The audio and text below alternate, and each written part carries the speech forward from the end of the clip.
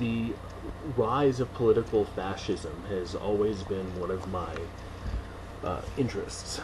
I love books that not only discuss fascism, in the 20th century, but that look further back into the latter part of the 19th century to see where the roots of fascism and where the roots of mass political mobilization, which is often a synonym for fascism, where those rest, and how they got started, and what happened to start them. And this is one of the books that looks at that, a really fascinating, eye-opening book.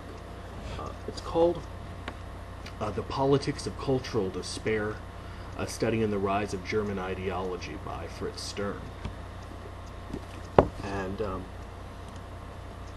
needless to say, a culture produces its most ardent, strident critics at the time of extreme cultural change and tumult. And in The Politics of Cultural Despair, Fritz Stern details precisely one of those extended periods from around the middle of the 19th century in Germany up through the Weimar Republic. Not completely through the end of the Weimar Republic, but up until around, say, 1920 or so. He looks at the lives and the work of three people who have mostly been forgotten, at least in the United States. Their names are Paul Lagarde, Julius Langbehn, and Moeller Vandenbroek, whose modes of cultural criticism really set aside what we consider liberal values, liberal parliamentary democratic politics, and induced ways of imagining a mystical German future which would reinvigorate the Volk, the sort of mystical German populace that Hitler and other notable fascists were so fond of recalling. That never actually existed, but they would have liked to think they did. The first critic discussed is Paul Lagarde, who lived from 1827 to 1891, who was a brilliant philologist and biblical scholar, especially of the Septuagint, and a real polyglot. He knew something like 8 or 10 or 12 languages, many of them older Semitic languages. The biographical sketch that Stern offers paints a less than desirable portrait of him as a person, however. His prodigious talents were not unaccompanied by enormous ambition, and he often blamed his colleagues for the academic projects that he was unable to complete. He was a sociopath, a bit of a snob, a prig, all of which seem to be character traits of everyone considered in the book. Later in his career, Lagarde passionately took up not just biblical criticism and textual scholarship, but cultural criticism, thinking that Germany was headed for permanent destruction. Everywhere he looked, he saw only decline and decadence, with the secular mammon-worshipping state replacing those conservative, traditional German values, those Volkish values. And to replace it, he favored a kind of nationalistic, heroic vitalism that eschewed mushy bourgeois liberalism. He was a thoroughgoing idealist who insisted that will and character, very important words in the history of philosophy. In fact, Nietzsche and Schopenhauer reappear throughout the book in varying interpretations and misinterpretations. Will and character predominated over all else for Lagarde, and even dominate over the corrupt German political apparatus. Lagarde proposed a solution in which the Greek, Roman, and Jewish elements were extirpated from the Bible and from middle-class German Protestantism, in an attempt to create a religion of the future by synthesizing biblical ideas with the indomitable German Geist, or as Fritz Stern calls it, mystical nationalism with a Christian veneer. So he basically wanted to, I mean, being a textual scholar of the Bible, he knew that the texts of the Bible were largely continuous with, obviously, the Old Testament texts, but were also continuous with Greek and Roman ideas and philosophies.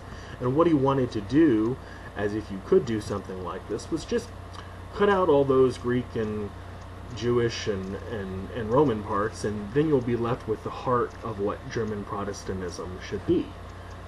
Well, I mean, this is his work in this vein would have hailed him as a prophet within his own lifetime, and largely did, but obviously that's an impossible task to do.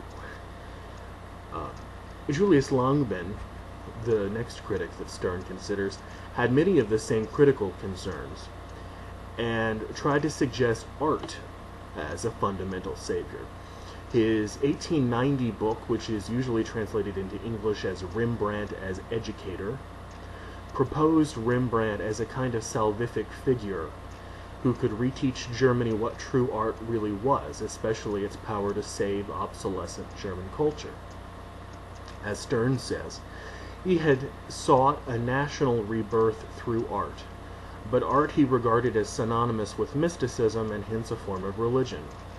Rembrandt was the symbol of that reform and resurrected prophet who could destroy the false art of naturalism and by his example prove that the goal of art was not the creation of beauty alone, but the attainment of the most sublime and fullest truth.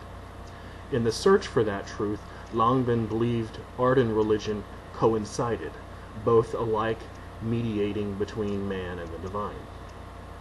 Langbehn also despised science and rationalism, and those are also two themes that you see running throughout these three thinkers, because he perceived them to be soulless and demonstrable and positivistic. He thought that a mind before education and science was at its most creative, and called for a return to a German Kindlichkeit, or roughly translated a childlike nature, or a Volkstumlichkeit, a folksiness, a sort of populistic folksiness. Langbehn thought that a focus on art as a means of spiritual realization was the answer to Germany's problems. The last critic that he considers, Müller van den Bruck, is the author of the well-known, at least in Germany at the time, Das Dritte Reich, which is translated as the Third Reich, continued the themes outlined by Lagarde and Langbehn and others before them.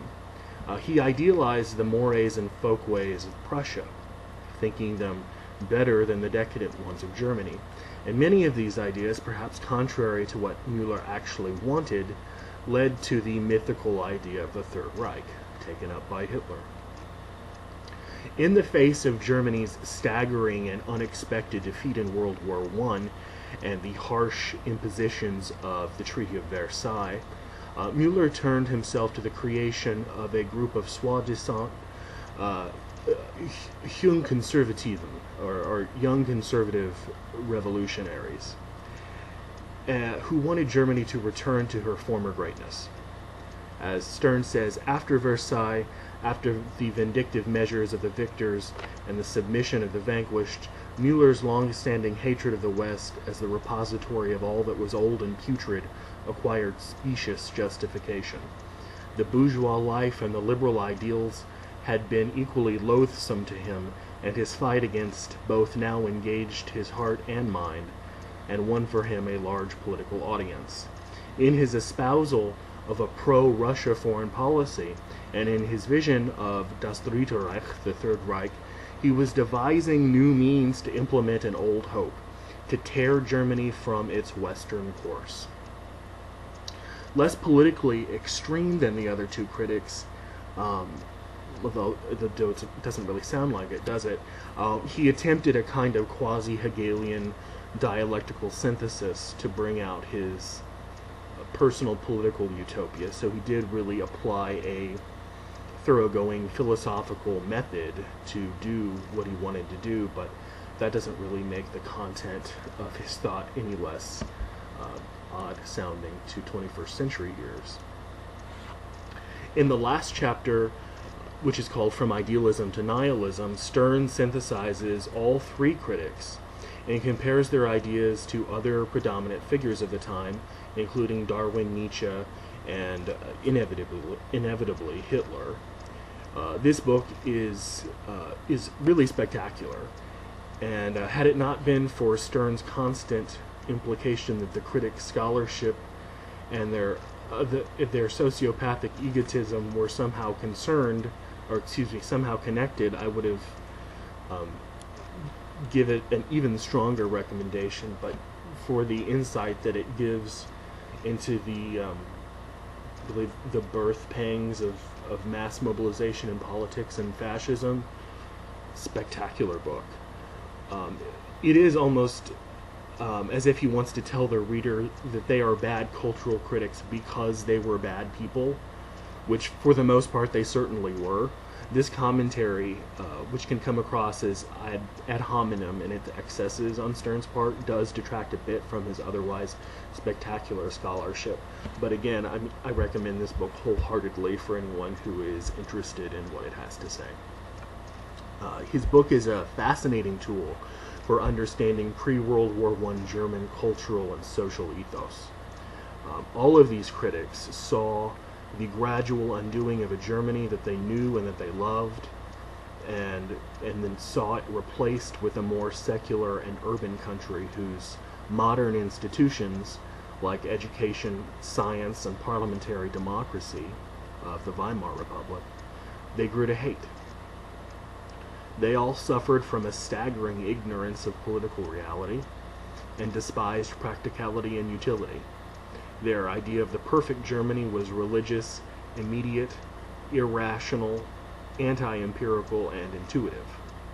In short, they were sort of like prophets without a god. Spectacular book. The Politics of Cultural Despair, a study in the rise of German ideology by Fritz Stern.